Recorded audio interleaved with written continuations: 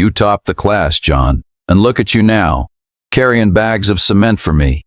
That was the first thing Derek Sloane said to me in 3 years. He said it with a smile, like he was talking about the weather. Behind him, his assistant laughed so loud that 2 other workers turned to look. I didn't say a word. I just stood there, cement dust on my hands, sweat on my back, and let him laugh. He had no idea what I was about to become. He had no idea that in 2 years I would walk back into this city with enough money and enough proof to take away everything he loved. Not because I wanted revenge, because he left me no choice. Tell me in the comments where you're watching this from tonight. Now let's go back to where it all started. The day I graduated at the top of my class, with nothing but a paper degree and an empty wallet. My name is John Wayne. I grew up in a small apartment with my mother and my 2 younger sisters. We didn't have much. Some nights dinner was just bread and tea. But I had one thing money couldn't buy. I was smart, really smart. Numbers made sense to me. Books made sense to me. School was the one place where being poor didn't matter because grades don't care what car your father drives. I studied harder than anyone I knew. I stayed up late under a small lamp my mother bought from a second-hand store, and it paid off. When I graduated from the university, I was ranked first in my whole class. There was one boy in my class who could never stand that. His name was Derek Sloane. His father owned a big construction company. Derek had everything: new clothes, a fast car, a driver who picked him up every day. But he was not smart. He struggled in almost every class. And every time the results came out, my name was above his. That ate away at him. Derek hated losing, especially to a boy who couldn't even afford lunch some days. We got into arguments more than once. He'd call me names in front of others, and I'd walk away. I never fought back. I just kept my head down and kept studying. After graduation, Derek took over his father's construction company. Life was easy for him, handed to him on a silver plate. Life was not easy for me. I sent out dozens of job applications. Nobody called back. My wife Claire and I were barely getting by. Bills were stacking up. So when a job opening came up at a big construction company, I took it without asking too many questions. I needed the money. I didn't even know it was Derek's company until my first day, when I saw his name on the office door. By then it was too late to walk away. We needed the income. I told myself I would just keep my head down, do the work, and stay out of his way.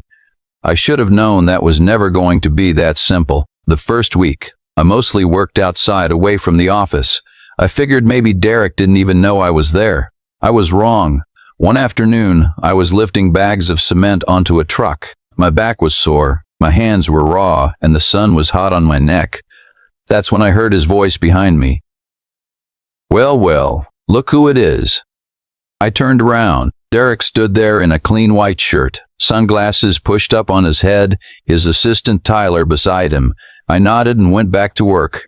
I thought that would be the end of it. "You're not going to say hello?" Derek said, stepping closer. "After all, you were the class topper. I should be showing you respect, right?" I stayed quiet and kept lifting the bags.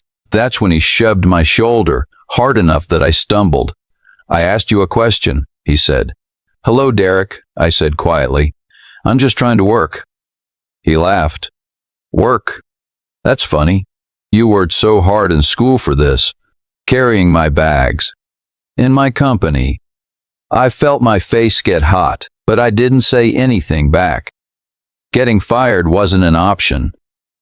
Claire and I needed this paycheck. A few days later, it got worse. There was a small office party for a finished project. All the workers were invited, even the ones like me who worked outside. When I walked in, Derek pointed at a table in the corner, far from everyone else, right next to the trash bins. "That one's for you," he said in front of everybody. "Don't want you near the important guests." A few people chuckled. I felt my stomach twist, but I sat down at that corner table anyway. I told myself it didn't matter. I was there to earn a living, not to be liked. That should have been the worst of it. It wasn't. The next week, Derek called a meeting with all the site workers. He stood in front of everyone and looked straight at me. "I heard some of you think you're smarter than the people running this company," he said. Let me remind you something. Grades don't pay the bills. Connections do. Money does. He turned to me directly. Isn't that right, John? You topped the class, and yet here you are, working for me. The room went silent. I stood there in front of everyone, feeling smaller than I ever had in my life. But I kept my voice calm. I'm just here to work, Derek, I said. That's all. He smiled that cold smile of his. That's all you'll ever be, John. A worker. Nothing more.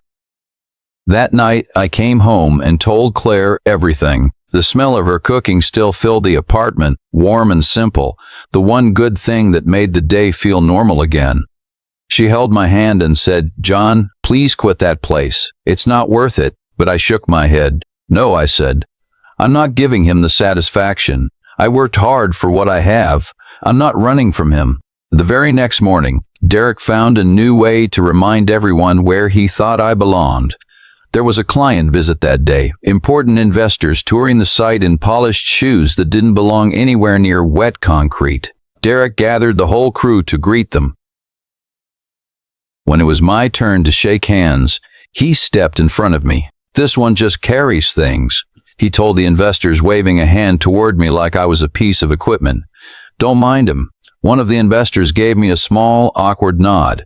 Unsure what to say, I nodded back and said nothing. Inside, something twisted, but I kept my face still.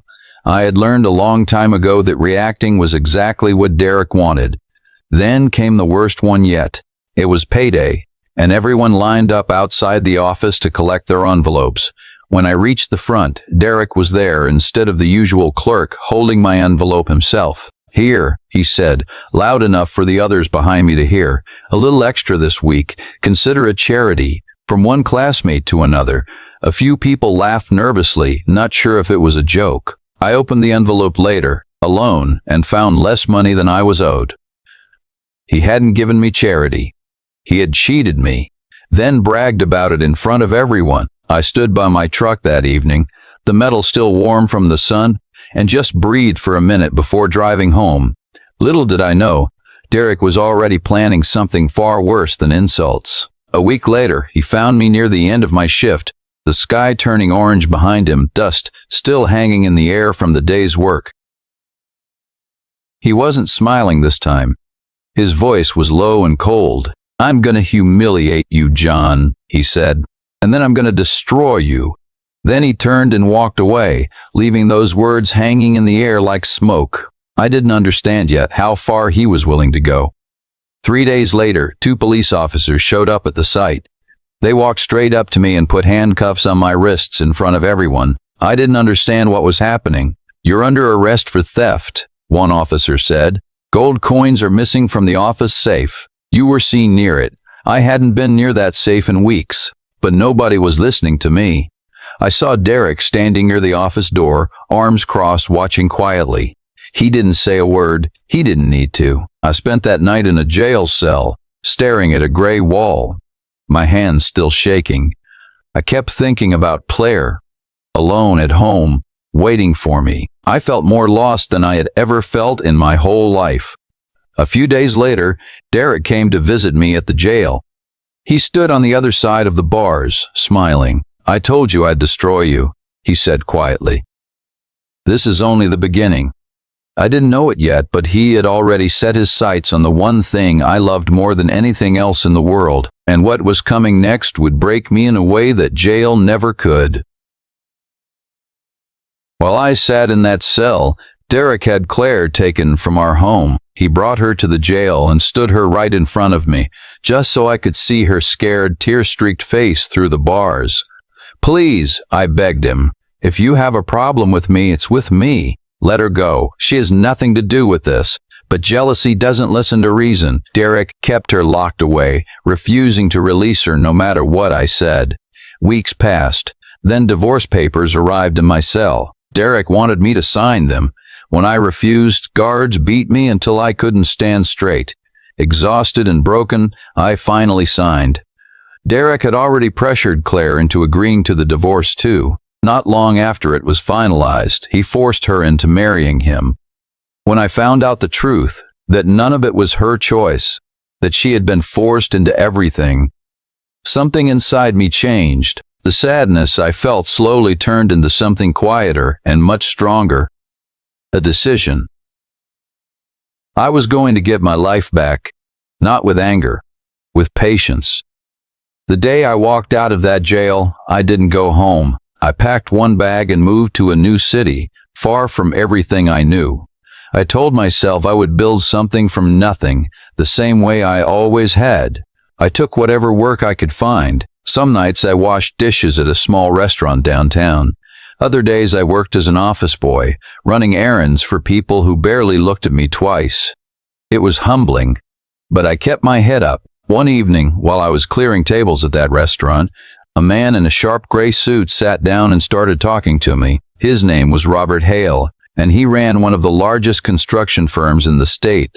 Something about the way I explained a problem with his order, quick, clear, calm, caught his attention. "You're wasted here," he told me. "Come see me at my office tomorrow." I almost didn't go.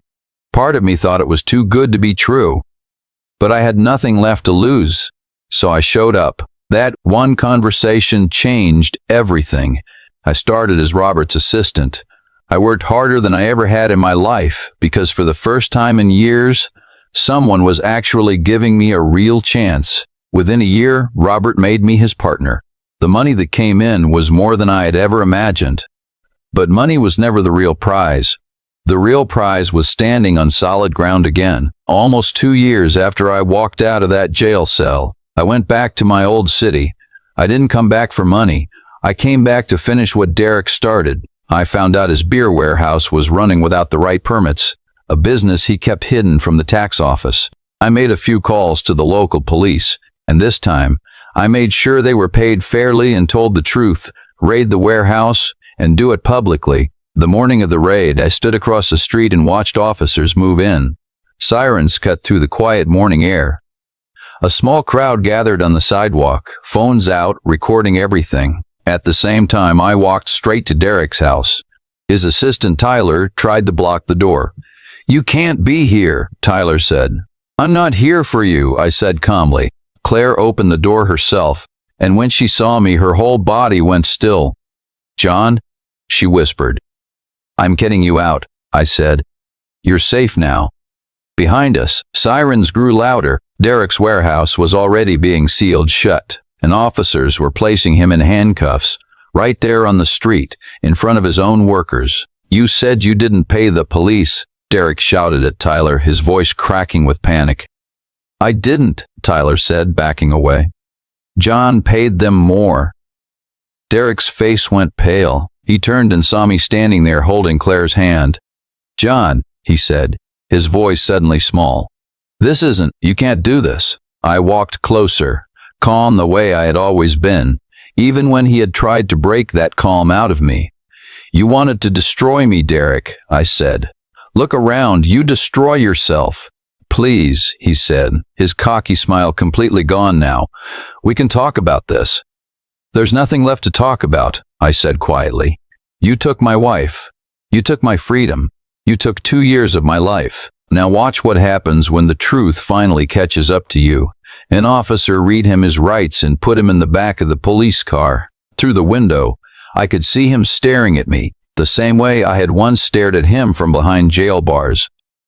Robert Hale had come with me that day, standing quietly a few feet away. He was the one who had made a call to a friend at the state licensing office weeks earlier, asking them to quietly confirm what I already suspected, that Derek's warehouse had never once filed for a proper business permit. When the officer in charge asked for confirmation before making the arrest official, Robert stepped forward and handed him a folder. "Everything you need is in there," Robert said. "Filed, dated, and verified by the state office this morning." The officer flipped through it, nodded, and turned back to Derek. "This checks out. You're coming with us." "This is insane," Derek said, his voice rising.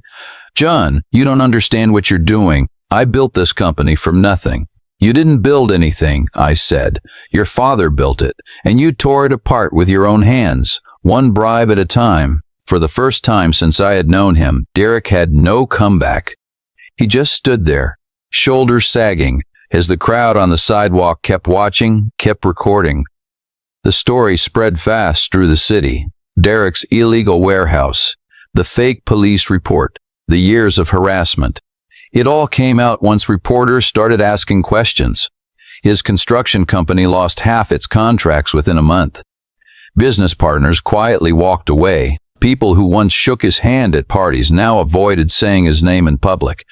Tyler, his assistant, testified against him in exchange for a lighter sentence. It turned out Tyler had never wanted to go along with the bribe in the first place. He had just been too afraid to say no to Derek for years. After everything came out, he left the company and started over somewhere quiet, working an honest job for the first time in a long while.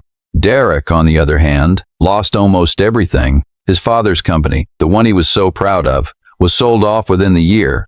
The fake theft charge against me was overturned once new evidence came out, and my name was finally cleared in public record. As for me, I never once raised my voice through any of it. I didn't need to. The truth was shouting for me. I took Claire back to Roberts City, far from the noise and the memories. We found a small house with a porch that faced a quiet street lined with trees. In the evenings, we sit out there together, drinking tea, listening to birds settle into the branches for the night. Claire still has nightmares sometimes about the years she spent trapped in that marriage she never chose. I hold her hand until she falls back asleep. We're rebuilding slowly, the way anything worth having is built. One calm day at a time. I still work with Robert. My name is on the door now too. Sometimes I think back to that day Derek called me a worker with nothing to his name. He was right about one thing. I never stopped working. I just stopped working for people who didn't see my worth. Respect isn't something you fight for with your fists or your temper. Sometimes the calmest person in the room is the one everyone underestimates the most. If you were in John's place, would you have walked away from that job the first day, or stayed and let the truth prove itself over time? Tell me in the comments what you would have done. If this story kept you watching until the end, hit that like button and subscribe for more stories like this one. And if you want to see what happens next in John Wayne's story, let me know down below. The next chapter might already be on its way. This story is fictional and created for entertainment purposes only.